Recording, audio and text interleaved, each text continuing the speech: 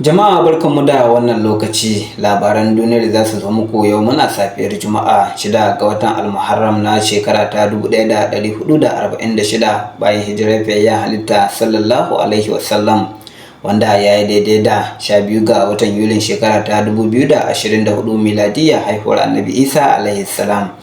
Yanzu kan sai ku gyara zama domin jin cikakkun labaran.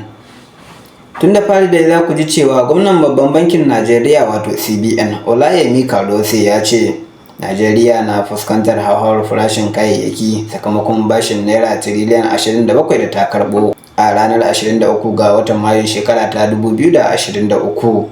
Majalisar Dattijai ta amince da karbo bashin Ways and Means na naira tiriliyan 37.5 kamar yadda tsohon shugaban ƙasa Muhammadu Buhari ya bukata a lokacin da yake magana a jiya Alhamis a wani taron ranar kasuwanci.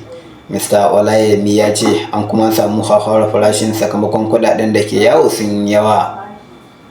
Gwamnan bankin ya kara da cewa a yanzu Najeriya na girbar abin da ta shuka ne na karɓo tarin bashi, wanda ya haifar da matsala ga tattalin arzikin ƙasar. Jaridar Vanguard ta rawaito cewa a cikin watan Mayu, kwamitin tsare-tsaren kuɗi na MPC na babban bankin CBN ya kara kuɗin ruwa daga kaso 24.75 zuwa kaso 26.25. Haka zalika gwamnan ya kara da cewa kwamitin bai manta da cewa kasar na bukatar bunƙasar tattalin arziki a lokacin ƙarin kuɗin ruwan ba. Sai dai kuma daga ƙarshe Mr. Olayemi ya ce wannan hauhawar farashin kayayyaki na ɗan lokaci ne, domin kwamitin na yin duk mai yiwuwa wajen daidaita tattali da darajar naira a faɗin ƙasar. A wani labarin kuma za ku ji cewa tsohon mataimakin shugaban ƙasa kuma ɗan takarar shugaban ƙasa a zaɓen shekarar da ta gabata Alhaji Atiku Abubakar ya yaba da hukuncin kotun koli wacce ta tabbatar da 'yancin tura kuɗin shiga kai tsaye ga asusun ƙananan hukumomi a faɗin Najeriya.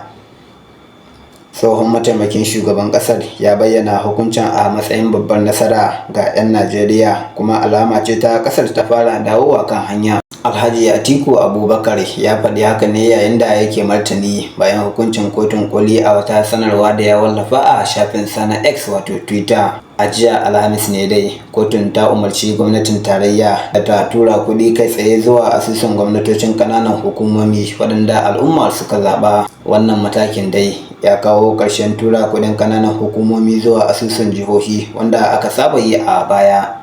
Alhaji Atiku Abubakar ya kuma yi kira da a baiwa ƙananan hukumomi damar cin gashin kai ta kowane ɓangare fiye da rabon kuɗin shiga daga gwamnatin tarayya. Ga dukkan alamu dai nesa ta zo kusa. Muna fatan wannan tsarin Allah ya sa ya amfane mu tare da al'umma baki ɗaya.